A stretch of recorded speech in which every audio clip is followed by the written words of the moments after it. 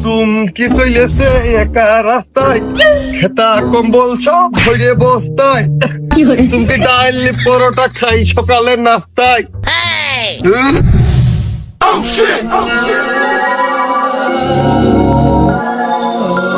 ওই বললে বললে, ওই বললে বললে বেরোই গেছি কি মজা, বললে বললে বললে বললে, এই বললে বললে বেরিয়ে গেছি কি মজা। এ বাবা, মালটা কে কোত্থেকে এলো? হে নাই হইলো, আমার মুখি লাথি মারলো কিটা? এই তুই মুখি লাথি মারিছিস? কই, আমি তো তোমার কাছেই যাইনি, মুখি লাথি মারলাম কখন? এই মারিছিস তুই, মুখি লাথি মারিছিস, মুটকি খুলে গেছে আর আমি বেরিয়ে গেছি। হ্যাঁ, আমি তো লাথি মারলাম ছোট একখান বোতলে, তোমার মুখে কখন আমি লাথি মারলাম? ওই বোতলের ভিতরে আমি 750 কোটি বছর বন্দি রয়েছি, তুই লাথি মারিছিস আর আমার ঘুম ভেঙে গেছে আর আমি বেরিয়ে গেছি। তুমি মালু খাও। এর মধ্যে মাল কোনতে আসলো? তা মাল না খালি তোমার বয়স তো হায়াস গেল 35, 650 কোটি বছর বছর কি আইলে বিন্দু দেখতেছো? কে তোর বিশ্বাস হচ্ছে না? এই বোতলের ভিতর আমি 750 কোটি বছরই বন্দি ছিলাম, তুই আমার ঘুম ভাঙাইছিস, এখন তুই যা কবি আমি তাই শুনবো।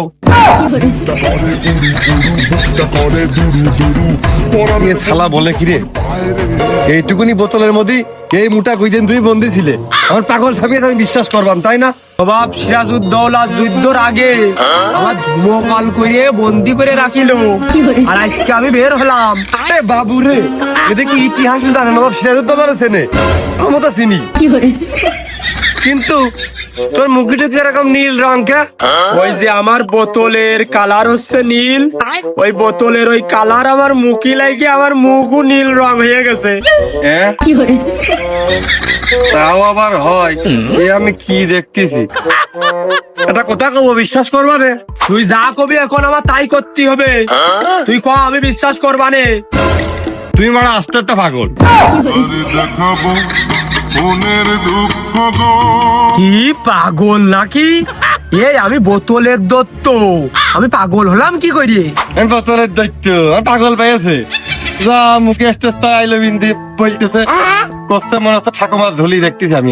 তুই ঠিকই কইছিস, আগে আমি ওই ঠাকুমার ঝুলিতেই ছিলাম, ওই ঠাকুমা যখন ফাটিতি করে আকাশে উড়ে যাচ্ছিল তখন ওই ঝুলার মধ্যে আমি পড়ে গেলাম, আর সিরাজউদ্দৌলা খুঁটে পকেটে বুড়িল। হ্যাঁ, তুই আমার ঠিকই চিনিছিস।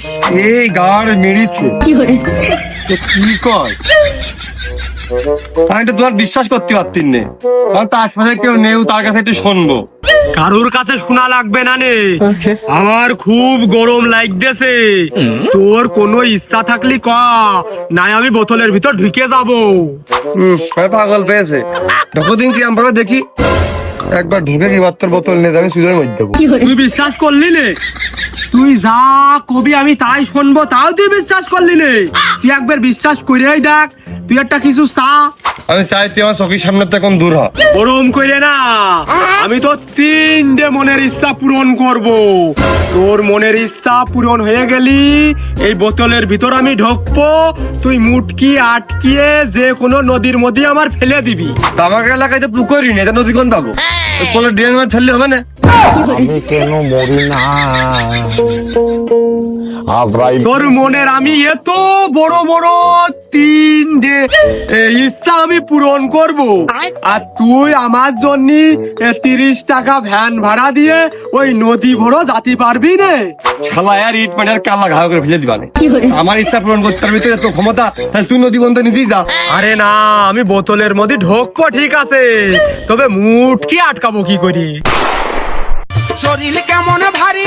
উস্তাদ, আপনি কোন, আপনার প্রথম ইচ্ছা কি? এবার তোর একটু একটু বিশ্বাস হচ্ছে রে।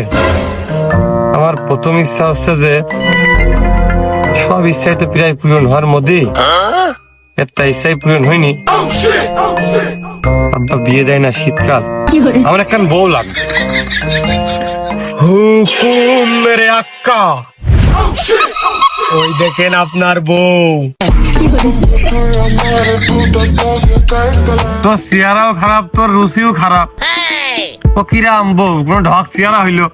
আপনি তো কননি আপনার কিরাম বউ লাগবে, আপনি বউ চাইছেন, আমি বউ দিয়েছি। চেহারা ভালো না হলে ওই বউ ভালোবাসতে ইচ্ছা করে, তারপরেও দেখি কি হয়। বাড়ি পর্যন্ত যাই। কদিন আমি তোমার কি যা, তুমি আমার পর। কত ঢং করতে হবে না। চলো বাড়ির দিকে যাই, দেখি ঘর সংসার করা যায় কিনা। আরে এটা নিগাল বোর মতো, পারলটা একটু কুয়া হয়ে গেছে, খারাপ না। এই দেখো আব্বা,